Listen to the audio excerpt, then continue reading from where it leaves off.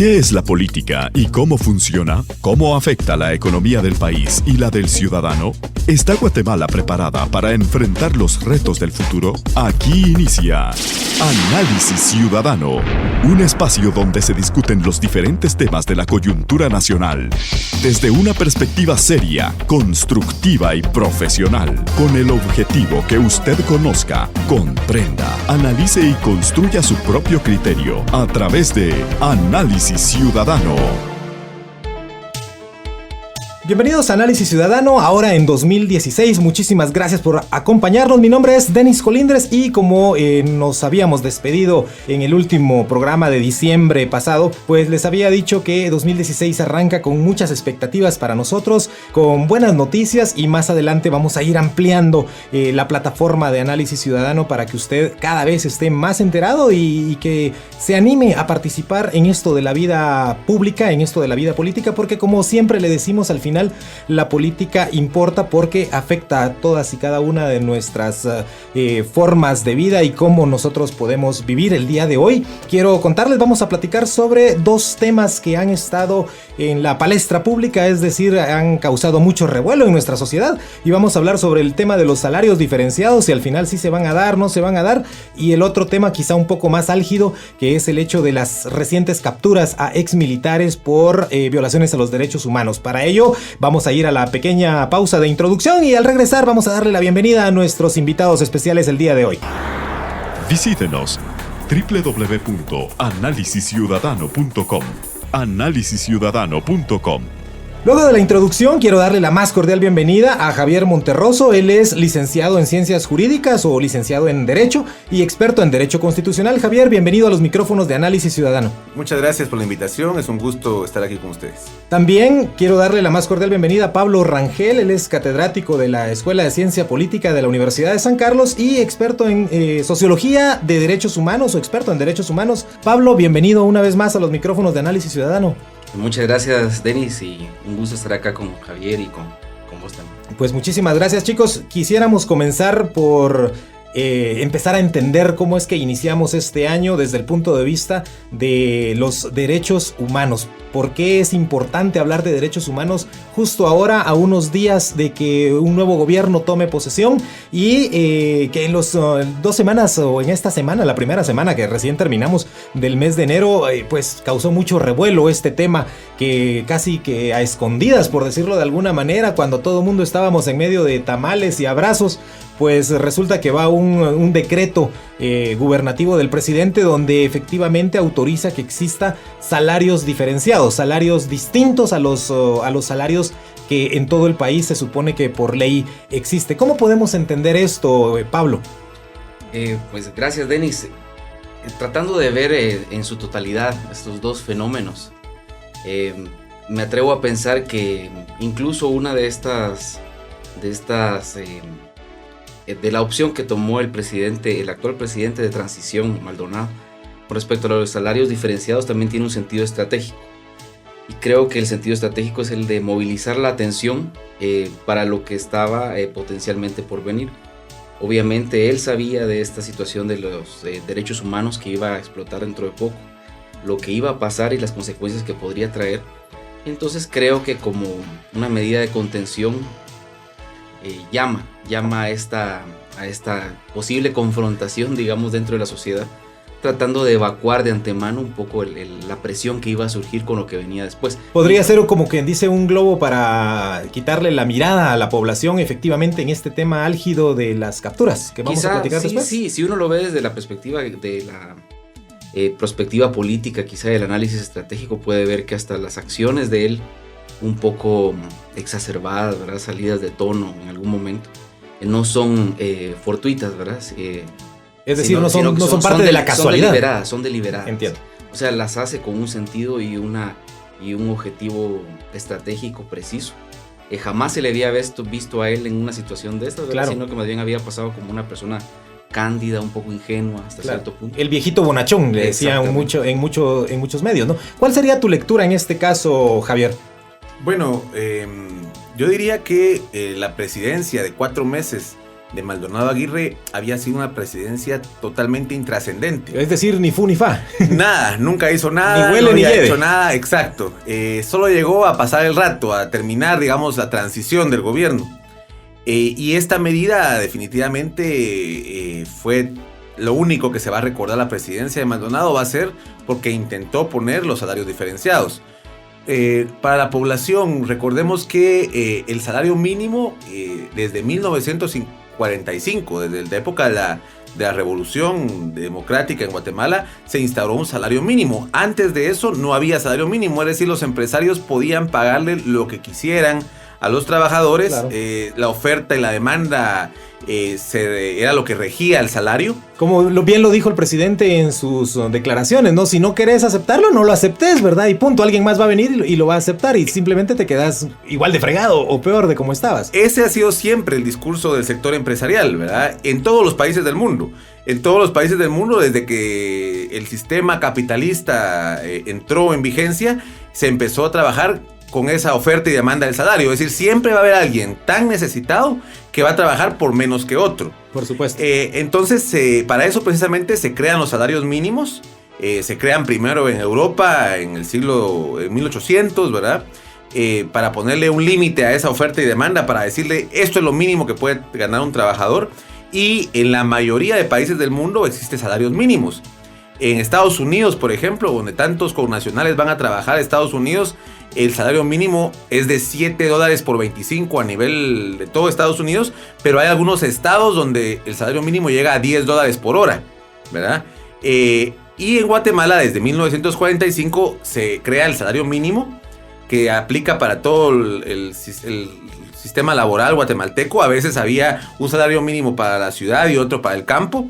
Ahora hay un salario mínimo general para la ciudad del campo y otro salario mínimo para la empresa de maquila. Pero ¿cómo podemos entender entonces de que se pretenda que en estos 4 municipios, que no sé si realmente son los más pobres, por ejemplo, del país, yo no lo creo así, pero que en estos 4 municipios el salario pueda ser distinto que en otro lado? ¿Es eso beneficioso para los guatemaltecos, tomando en cuenta que efectivamente siempre habrán necesitados que, aunque sea por un salario bajo, van a tomar esa opción? ¿Es bueno para los guatemaltecos? Bueno, desde un punto de vista jurídico, el Código de Trabajo plantea la posibilidad de que existan salarios diferentes. El problema es que el salario diferenciado que quería plantear el señor presidente es insuficiente para la canasta básica. Estamos hablando de que la canasta mínima vital está en 3,000 y pico de quetzales, y el salario mínimo vigente en general es de 2,750. Y nos faltan 750 pesos para llegar al mínimo. Al mínimo, pero todavía con el salario diferenciado estábamos hablando de 1,900 ya sí, con la bonificación. Correcto. 1,900, que definitivamente no alcanza para cubrir las necesidades básicas mínimas de las personas, ¿verdad? Entonces, jurídicamente se puede hacer, ¿verdad? Aunque la Corte de Constitucionalidad ya dijo que suspendía provisionalmente este salario mínimo diferenciado, precisamente porque, no dice por qué la Corte, pero se sabe que es porque no alcanzan para cubrir las mínimas necesidades, y la OIT, la Organización Internacional del Trabajo, sí ha dicho ya que el salario mínimo debe ser suficiente para cubrir las necesidades mínimas, básicas de las personas. Ahora bien, Pablo, ¿por qué mucha gente en Guatemala, la gran mayoría, se opuso a esta forma de legislar del presidente? ¿Por qué oponerse a que se le dé oportunidades? Es lo que se dice también en ciertos medios de comunicación, ¿no? ¿Por qué oponerse a las oportunidades de trabajo dignas que van a haber en estos 4 municipios? Pues creo que era un ardid, ¿no? Era un ardid para lograr provocar una reacción clara. Era, creo, la peor medida que él podría haber tomado en ese momento. No se le va a recordar ni siquiera incluso por las víctimas de era una medida que salía muerta de antemano, porque ya se sabía lo de la Corte de Constitucionalidad. O sea, sí, no claro, ya había tenido la Corte que hablar. Pero había en algunas septiembre, cosas, ¿no? Si uno analiza el discurso y lo que él dijo y las reacciones que se esperaban, hubo varias cosas que él dijo donde se desenmascaró, digamos,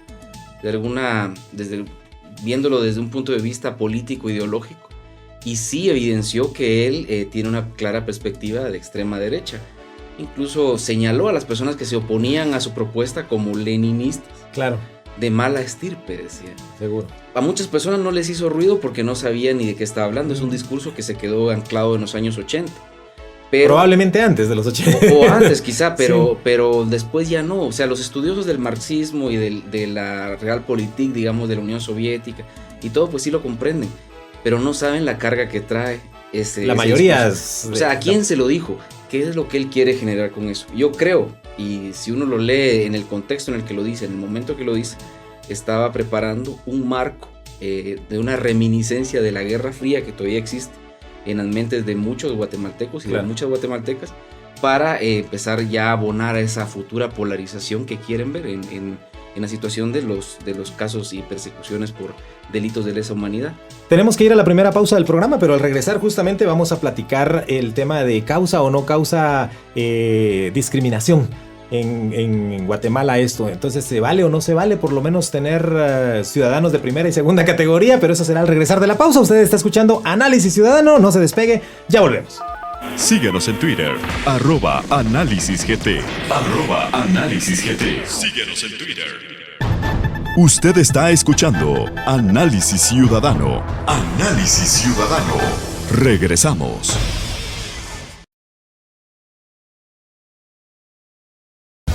Gracias por continuar escuchando Análisis Ciudadano. Análisis Ciudadano. Síguenos en Twitter, @AnálisisGT. @AnálisisGT. Síguenos en Twitter. Regresamos a Análisis Ciudadano, gracias por continuar con nosotros. Les recuerdo, mi nombre es Denis Colindres y el día de hoy estamos hablando sobre derechos humanos a través de dos aspectos que han llamado mucho la atención. Hablo de los salarios diferenciados y las capturas a exmilitares que van a enfrentar juicio, o por lo menos van a enfrentar el inicio de este proceso jurídico en contra de ellos. Y para platicarnos al respecto tenemos a Javier Monterroso, licenciado en Derecho, experto en Derecho Constitucional, y Pablo Rangel, catedrático de la Escuela de Ciencia Política y experto en derechos humanos, para que juntos tratemos de entender cómo es que ocurren las situaciones, por qué están ocurriendo y principalmente cuál es el mensaje de lo que está ocurriendo y qué nos espera a los guatemaltecos a partir de estas acciones. En el primer segmento, señores, hablamos sobre los salarios diferenciados, pero nos quedamos a la mitad de discutir el hecho de por qué oponerse o no, y me surge la duda, si en algún lado se puede poner leyes que sean específicas cuando se supone que los que en algún momento tuvimos digamos, el honor de pasar por las aulas universitarias y ese privilegio, pues se nos dice que el derecho debe de ser general, es decir, la ley es pareja para todos, no hay leyes para aquel y leyes para mí, sino la ley es igual para todos. Pero entonces esto no causará, como quien dice, ciudadanos diferentes, ciudadanos de segunda categoría, otros de tercera categoría. ¿Por dónde podemos entenderlo, Pablo? O Javier, a ver, ¿por dónde podemos entenderlo? Bueno, efectivamente, el derecho lo que se busca es la igualdad. Uh-huh. Y la Constitución Política de la República establece que todos los ciudadanos somos iguales en dignidad y derechos. Correcto. Y que todos vamos a ser vistos de igual manera ante la ley. O sea, ninguno es porque tengo yo más dinero, voy a ser visto de manera diferente que el que tiene menos dinero, o al revés. Al revés, ¿verdad? También, digamos que en ese sentido, el salario mínimo diferenciado sí creaba ciudadanos de primera y de segunda categoría. Los de primera categoría eran todos los ciudadanos normales que tenían derecho a un mínimo de 2.750 por mes, ¿verdad? Por trabajo. Y los ciudadanos de segunda categoría, los que viven en 4 municipios determinados, ¿verdad? En El Progreso, en Zacapa y en Escuintla. Estos ciudadanos se les puede pagar menos. Porque vive en un lugar que tiene ciertas condiciones, ni siquiera son los lugares más pobres del país, ¿verdad? Porque claro, no estamos hablando de los lugares efectivamente con mayor situación de pobreza, sino que los ciudadanos de estos 4 municipios, a ellos se les puede pagar menos, ¿verdad? Lo que plantea el discurso del sector empresarial, que ha impulsado este tipo de salarios desde toda su historia, ¿verdad? Y que con el presidente Pérez Molina ya lo habían intentado una vez, y es que esto atrae más inversión, ¿verdad? Pagando salarios menores, vienen más empresas a instalarse en esos municipios, y el discurso es que de todos modos esas personas no tienen trabajo fijo. Claro, y que es mejor tener algo que no tener nada. Pero eso, en primer lugar, jurídicamente, como lo planteamos, es discriminación, ¿verdad? Es rompe el principio de igualdad de la ley. Rompe el principio de que tiene que ser el salario mínimo suficiente para cubrir la canasta básica.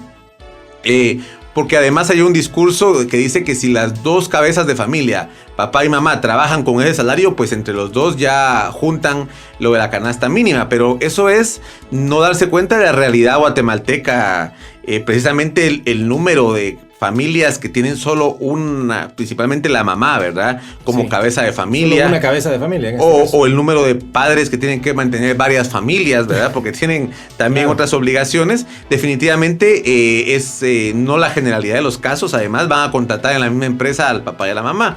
Entonces, no aguanta ningún análisis de tipo económico esa cuestión de que van a sostener dos padres de familia a una sola familia, o muy pocos casos se podrá dar eso. Pero además, desde un punto de vista histórico, sí rompe con la tradición guatemalteca de un salario mínimo al menos cercano a la canasta básica, ¿verdad? Esto en la población, desde el punto de vista sociológico, hablando del estudio de la sociedad, Pablo, ¿qué puede conllevar? ¿Cómo puede sentirse alguien que vive en este municipio sabiendo que tiene condiciones diferentes? ¿Causa algún tipo de efecto social este tipo de medidas? Pero existen algunas medidas que quizá son no discriminatorias, pero sí diferencian entre unas personas y otras, pero siempre son para el beneficio de la persona. Es decir, nunca va a ser un salario menor, nunca va a ser algo inferior, sino que va a ser para mejorar la situación de vida. En este caso estamos hablando de los programas sociales, por ejemplo. Como una bolsa, ¿verdad? Puede coadyuvar a que una casa logre mitigar la pobreza. Sí, porque en este caso no se la dan a todos, sino que solo se la dan a ciertas personas. Claro.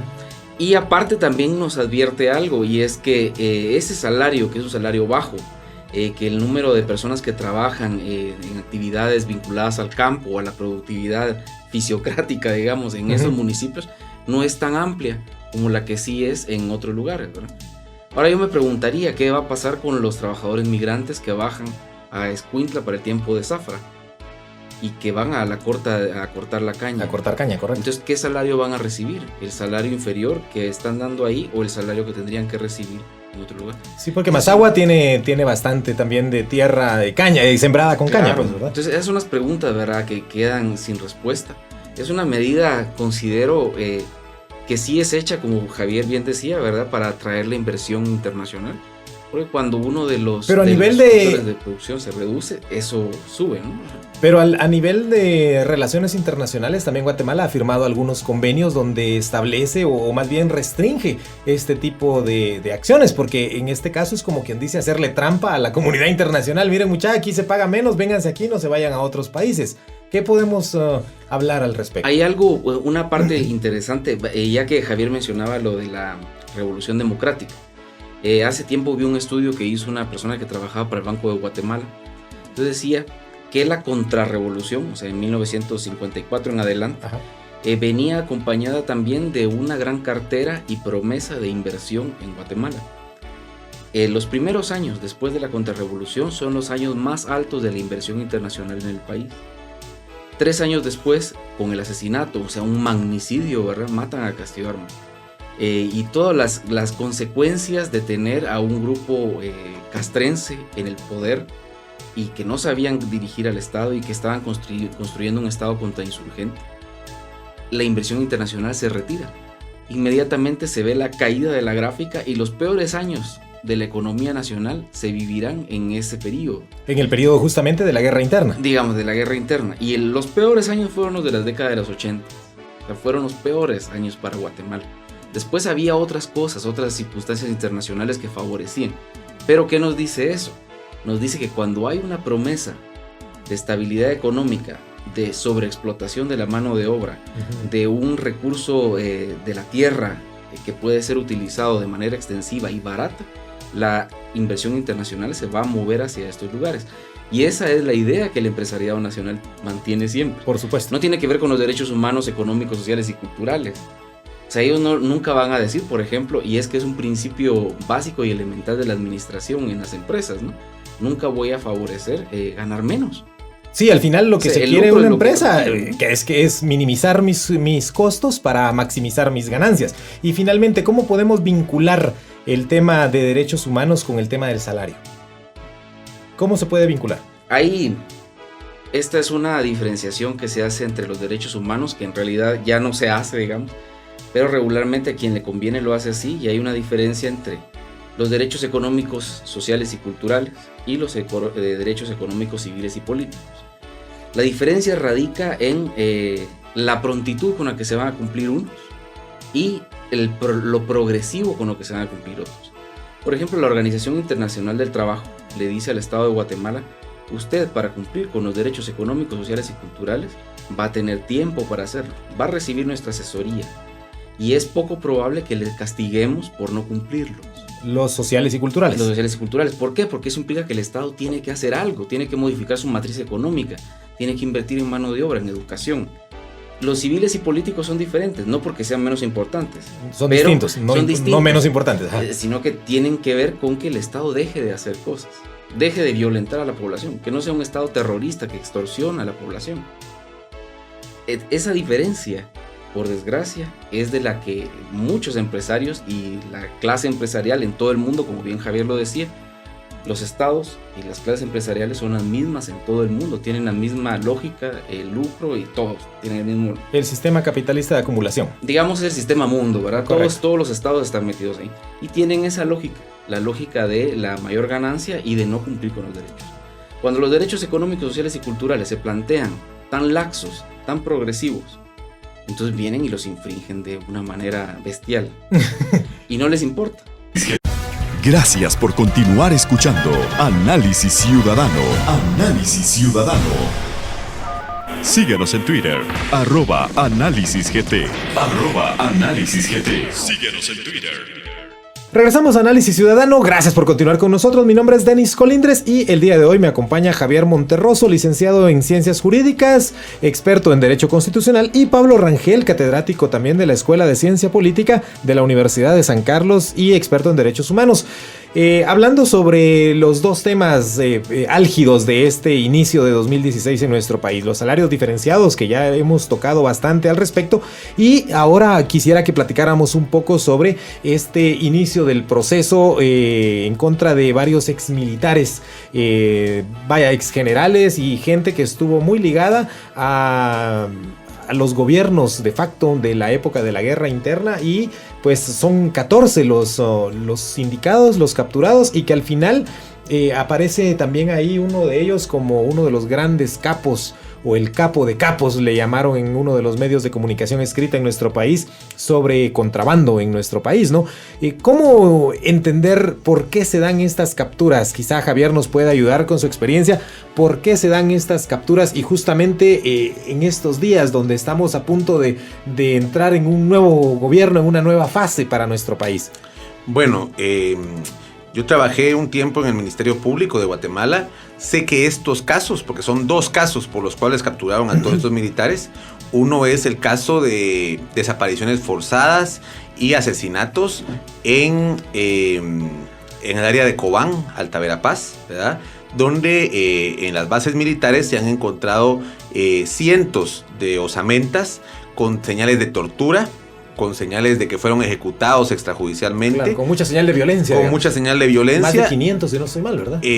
Con ojos vendados incluso. Con ojos vendados, y personas que fueron declaradas desaparecidas, que fueron capturadas en Guatemala, algunos de ellos aquí en la ciudad o en otros departamentos, y aparecen allá en una base militar en Cobán, Alta Verapaz, ¿verdad? Entonces es una señal casi inequívoca, ¿verdad?, de que fueron desapariciones forzadas y ejecuciones extrajudiciales. Recordemos que aunque en 1998 se aprobó la famosa Ley de Reconciliación Nacional, donde se hace, digamos, en base de los acuerdos de paz, se crea una inmunidad para los delitos comunes, incluyendo también asesinatos, no para los delitos de lesa humanidad, que son violaciones a los derechos humanos muy graves, entre estos las desapariciones forzadas y las ejecuciones extrajudiciales. Entonces ese es uno de los casos. El Estado de Guatemala tiene todas las capacidades legales para investigarlos, y los militares que están involucrados no pueden acogerse a la ley de la amnistía, ¿verdad?, porque esos delitos no entran dentro de la amnistía. Y por otro lado está el caso Molina Thyssen. o Teisen, no sé cómo se pronuncia el apellido, que es de un menor desaparecido también, un muchacho de 14 años que fue desaparecido por las fuerzas militares también en el contexto de la guerra. Claro, y este caso, si no estoy mal, incluso a nivel internacional ya hay una condena contra el Estado de Guatemala, ¿no? A través de la Corte Interamericana de Derechos Humanos. Correcto, y hay una condena de la Corte Interamericana donde obliga al Estado a investigar este caso. Entonces, el contexto actual es precisamente eso es lo más interesante, porque este caso ya venía de hace tiempo investigando en el Ministerio Público, pero se desencadena a pocos días de asumir el mando un nuevo gobierno, un gobierno donde habían personas que estaban vinculadas al partido de gobierno, al partido de Jimmy Morales, estaban vinculadas con estos delitos, principalmente casi que su mano derecha, su mano derecha, el coronel Edgar Ovalle, que fue electo diputado y que va a asumir un rol importante en el Congreso. Se preveía en cercano a Jimmy, era su jefe de campaña, era secretario general de FCN, y le presentaron una solicitud de antejuicio precisamente por estos casos. Entonces el contexto político es más interesante aún que el contexto jurídico, porque ya hay antecedentes de ese tipo de casos.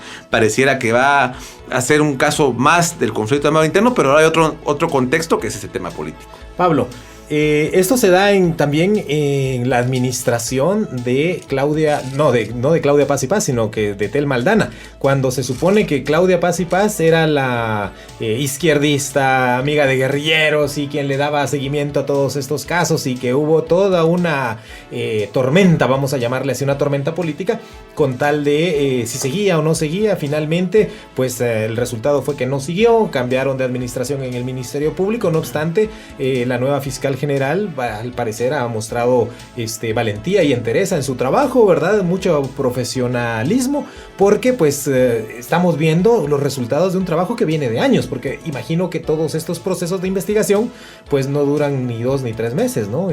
¿Cómo podemos entender esto, Pablo? Yo creo que hay que evacuar, digamos, esta parte ideológica de la justicia transicional. Empecemos por definir qué es la justicia transicional, porque digamos lo hemos escuchado en la radio, lo hemos visto en la tele y lo hemos leído en algunos medios de comunicación o en internet, y que buscamos justicia transicional. ¿A qué nos referimos con justicia transicional? Diciéndolo de una forma sencilla, sería la revisión de los casos del pasado, de la violencia del pasado, para que sean juzgados y ya dar el paso hacia algo hacia nuevo, el futuro, ¿no? digamos. Una transición, digamos, ya se cierran esas heridas o se dejan abiertas, pero al final ya se sabe, se dice la verdad. Incluso en Guatemala pues estuvo una comisión de la verdad, ¿verdad? Donde se expresaron todos los casos, todo lo que pasó. La amnistía se vio en algún momento como un cortapisas a la comisión de la verdad, pero en realidad dejaron abiertas también bastantes puertas para que fueran juzgados estos delitos, los de lesa humanidad que ya señalaba Javier, ¿verdad? Que es el genocidio, la tortura, la desaparición forzosa. Sí, mucha gente en el país, por ejemplo, dice, bueno, pero ¿para qué firmamos los acuerdos de paz?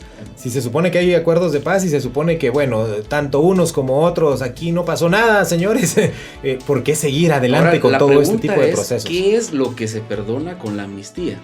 Ahí es donde tendríamos que entenderlo, ¿no? En términos concretos, no se va a perseguir a nadie por acciones sediciosas, es decir, por la sedición. No se va a perseguir a guerrilleros, no se va a perseguir a los militares desertores, no se les va a perseguir, no hay ahí ningún tipo, la amnistía cubre eso.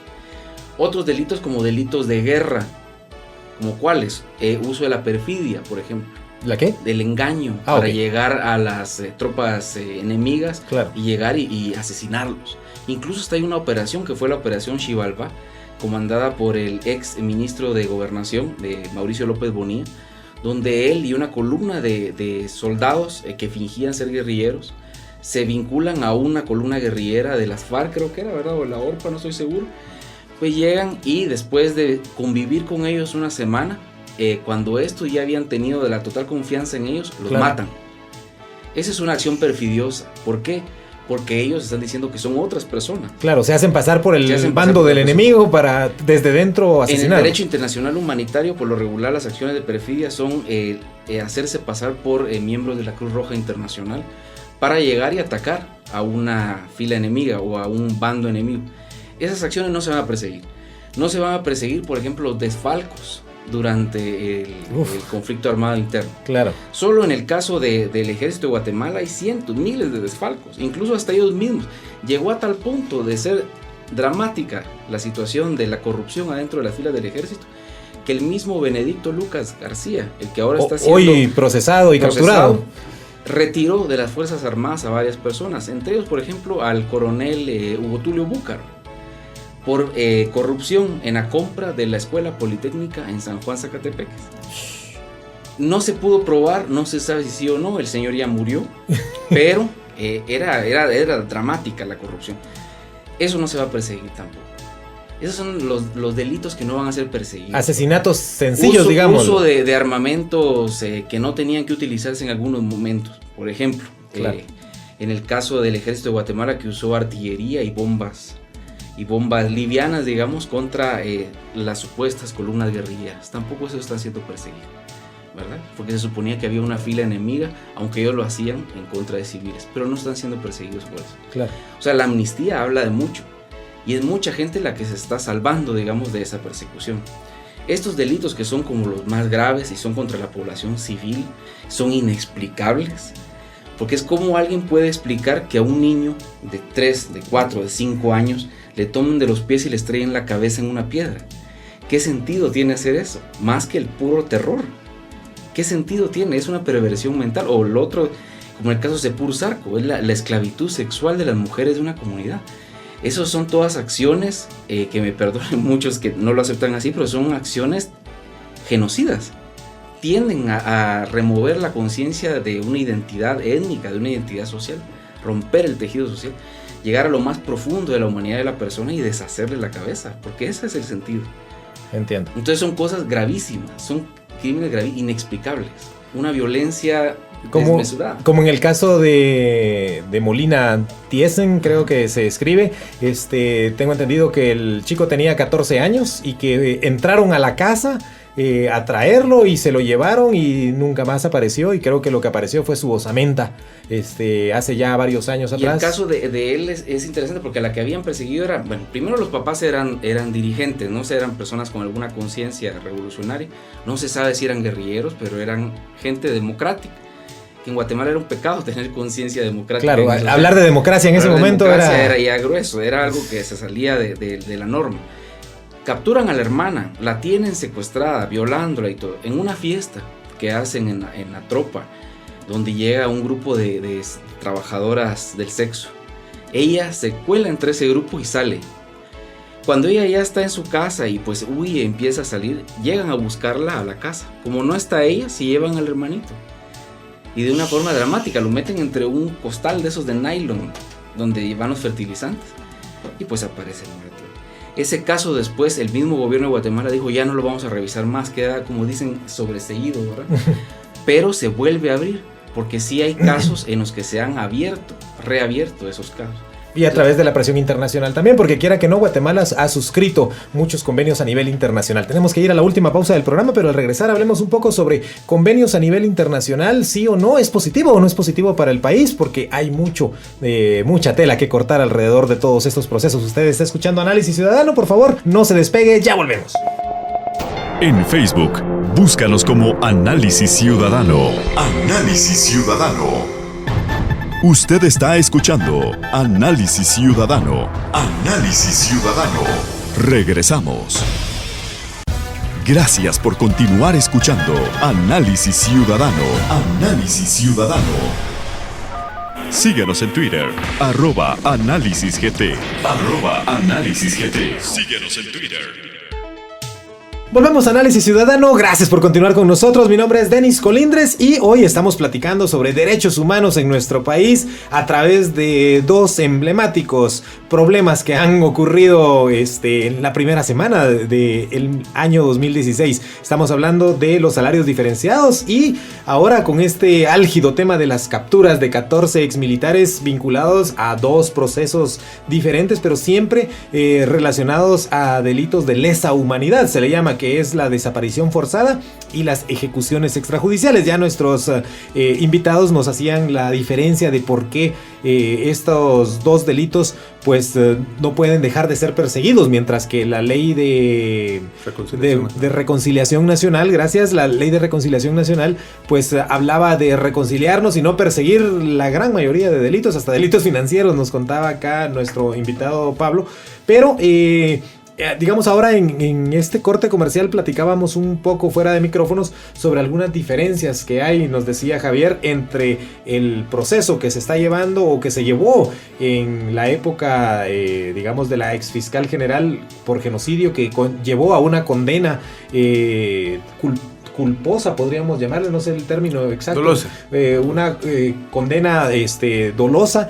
Pero ahora hay algunas diferencias con estos casos. Javier, ¿nos podrías ilustrar? Bueno, efectivamente, hace 2 años se llevó en los tribunales nacionales el caso de genocidio, ¿verdad? Contra el expresidente Ríos Montt. Correcto. En este caso, los argumentos que se daban, la discusión giraba en relación a si había o no había genocidio, a si los actos que hicieron en Guatemala se encuadraban dentro del delito de genocidio, que es el exterminio de una raza, de un grupo étnico, de un grupo social determinado por sus creencias, por su forma de ser o por su mera raza, etnia. Correcto.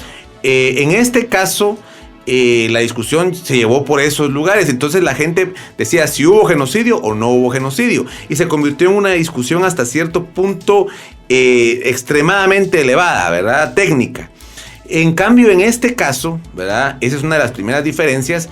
El caso es mucho más sencillo desde el punto de vista de acusación, porque ahí están los cuerpos con señales de tortura, y el delito de desaparición forzada, por ejemplo, se tipifica cuando las fuerzas de seguridad detienen a una persona y se desconoce su paradero, no aparece en ningún lugar, y ahora aparece años después por medio de ADN, que se ha logrado que INASIF y la Fundación de Antropología Forense han analizado el ADN de lo que se encontró en Cobán, y resulta que es similar al ADN, es el mismo ADN de personas que desaparecieron durante la época de la guerra. Entonces ahí el caso está muy sólido.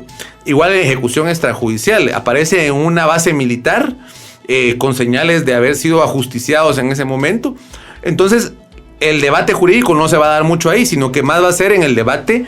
Lo que se está planteando ahora es que eran muertos por un terremoto o que había un cementerio, ¿verdad? Claro. Va a tener que discutirse los hechos. Y en ese sentido creo que va a ser mucho más fácil este caso, ¿verdad?, que el caso de genocidio, porque las pruebas son mucho más, digamos, fácticas. No es una cuestión de discusión jurídica. No es una cuestión de filosofía, sino que los hechos están sobre la mesa. Ahí están las pruebas, pues vaya. Exacto. Y otra diferencia es algo que a mí me parece muy importante, que la fiscal general Thelma Aldana está en una situación de mucha fortaleza ahorita. Es una fiscal que llegó nombrada por el presidente Pérez Molina, pero que ha dado señales de ser totalmente independiente de ese grupo. Persiguió los casos de corrupción, ¿verdad? Correcto. Apoyada por la CICIG, ¿verdad? De Loto Pérez Molina, de Roxana Valdetti, de grupos poderosos. Claro. Entonces ella llega con una credibilidad muy fuerte por parte de la población, muy alta. Ha demostrado ser independiente, y precisamente es una diferencia del caso de Claudia Paz, a quien le atacaban porque supuestamente esas persecuciones eran ideológicas, porque era de izquierda. Correcto. En cambio, Thelma Aldana ha dicho yo soy de derecha, lo dijo públicamente. Y ya con todo este respaldo social, entonces eso la hace fuerte al momento de presentar estos casos. Entonces tenemos aquí un contexto donde me parece que estos casos pueden avanzar en forma adecuada en el sistema de justicia. Y de hecho la fiscal general Thelma Aldana tenía una sola crítica, que era que todos los casos que habían salido hasta ahora eran de la CICIG. Claro. ¿Verdad? Que todos los casos se los llevaba la Fiscalía Especial contra la Impunidad de la CICIG, y que al final de cuentas era la CICIG la que hacía el trabajo.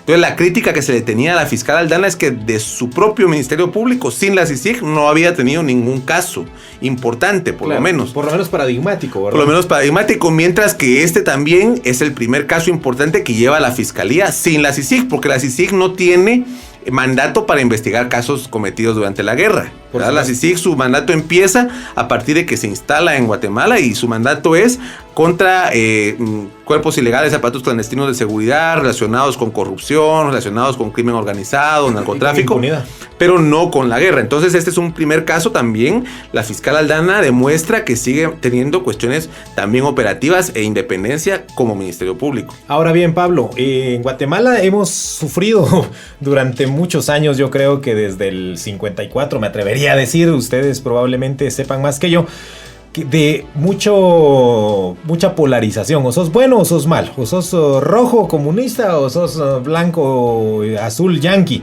¿verdad? Entonces o sos guerrillero o sos del ejército, en fin, es o una cosa o la otra, blanco o negro. Y creo yo que en Guatemala tristemente no hemos logrado romper esa costumbre de posicionarnos en uno o en otro lado, y los bandos intermedios como que no pudieran existir. En Guatemala, a raíz de esta captura, vuelve a ocurrir lo mismo. Hubo casi un enfrentamiento hace unos días atrás entre algunas personas que manifestaban a favor de los militares y otros que manifestaban en contra de los militares, prácticamente en el mismo lugar, las fuerzas de seguridad en el medio. En fin, ¿qué de beneficioso le trae al país que ocurran estos procesos? Sí, lo que estamos viendo, por ejemplo, son estos conatos de violencia todavía. Esa es una pregunta bastante seria. Yo creo que se necesita de mucho de historia, de antropología, de sociología para poderla resolver. Hoy escuchaba en la mañana en una Necesitaremos radio... otro programa para platicar. Otro programa, creo yo, y un par de horas. Hablaba, no sé si era Adrián Zapata, creo. Adrián Zapata, que trabajó en el gobierno patriota. Sí. Pero que él tiene un recorrido académico también, es doctor de Flaxo. Entonces él comentaba que en realidad esta polarización siempre ha existido. Y lo decía a partir de la situación de la pobreza y riqueza de la población, de claro, que hay un gran porcentaje de la población que es pobre, excluida, y que la exclusión es como moneda de uso corriente en el país. Incluso Guatemala, después de Brasil, es quizá el país más desigual de América Latina. O sea, un país donde el muy rico es demasiado rico frente al pobre, muy pobre. Claro. Pero regularmente las polarizaciones no se viven en estos términos de clase. Digamos, no están enfrentados los pobres a los ricos, sino que hay una suerte de fascismo intrasocietal, como dirían algunos autores, ¿no? Hay esta lucha intestina que nos tenemos entre nosotros mismos. Correcto. Y otra cosa más que señalaba él, que también creo que vale la pena traerlo a colación, es que en realidad no existen dos bandos, sino que existe la idea de dos bandos, pero que son diferenciados. O sea, alguien opina que está en contra de las capturas de los militares, ya es de derecha, es militar y promilitar, y puede ser que esta persona no sea así. Y por otro lado, alguien que dice, no, si júzguenlos, miren todo lo que pasó, cuánta gente murió, ya es de izquierda, comunista, radical. Y no es así. No es así, sino que puede ser una persona que tiene una opinión diferente.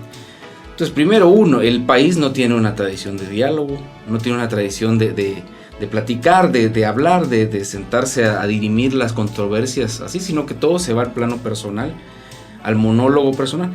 Había otro invitado ahí, creo que David Gutiérrez, no sé quién era, pero él hablaba de algo interesante y decía que lo que hay es una gran ignorancia, ¿no? Gran ignorancia de la emocionalidad humana y de los hechos también.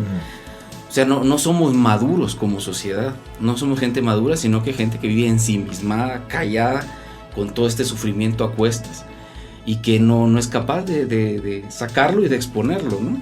Pero es una sociedad posconflicto. Claro. O sea, nos toca mucho trabajo. No de balde las 200,000 personas social. Murieron. O sea, 200,000 personas que mueren en un país y 1 millón que se desplaza fuera del país, va a traer consecuencias gravísimas. Incluso toda la intelectualidad descabezada, la Universidad de San Carlos descabezada después de los años 80. O sea, es algo grave. O sea, se fueron los tanques de pensamiento. Ahora van surgiendo por ahí unos otros, pero surgen desvinculados de algún tipo de proceso. De un proceso. O sea, no hay un bagaje histórico, una cuestión seria detrás de ello. Lamentablemente tenemos que llegar a una conclusión. ¿Qué podemos concluir del tema de derechos humanos? Y solo necesito en 30 segundos. ¿Qué podemos concluir? ¿Cuál es tu perspectiva para este 2016 en tema de derechos humanos? Yo creo, a contrario a lo que opinan muchas personas, que esta polarización o enfrentamiento o discusión de estos temas dolorosos tiene que darse en algún momento. Si no se dio después de 1996, que fue la firma de la paz, se da ahora. La sociedad está probando que ya va llegando ese momento de madurez. y pues que siga, ¿no? Que siga y que sigamos platicando, sigamos dirimiéndolo así, pacíficamente. Javier Monterroso, ¿qué opinión te merece? ¿Cuál es tu perspectiva en 30 segundos sobre el tema de derechos humanos para el país? Bueno, yo lo quiero enfocar desde un punto de vista del judicial. El organismo judicial, las cortes van a ser las que están dirimiendo los temas de derechos humanos, el tema del salario mínimo, el tema de los casos de la guerra, y se vendrán otros temas económicos, sociales. Por eso es tan importante las cortes, la función de las cortes y principalmente la Corte de Constitucionalidad, que en gran medida es la que interpreta los derechos humanos, precisamente, el derecho constitucional y los tratados internacionales. Por eso hay que estar muy vigilantes de cómo queda integrada la próxima Corte de Constitucionalidad, porque ahí van a pasar todos estos casos. Claro, la Corte va a ser la que los apruebe o la que les diga que no es cierto, y vámonos otra vez de regreso como ya ocurrió. Muchísimas gracias, Javier Monterroso, por acompañarnos en Análisis Ciudadano. Pablo Rangel, gracias. Y a usted que está del otro lado de la radio, muchísimas gracias por acompañarnos. Este ha sido el primer programa de 2016. Mi nombre es Denis Colindres y hasta la siguiente semana. En Facebook, búscanos como Análisis Ciudadano. Análisis Ciudadano. Análisis Ciudadano.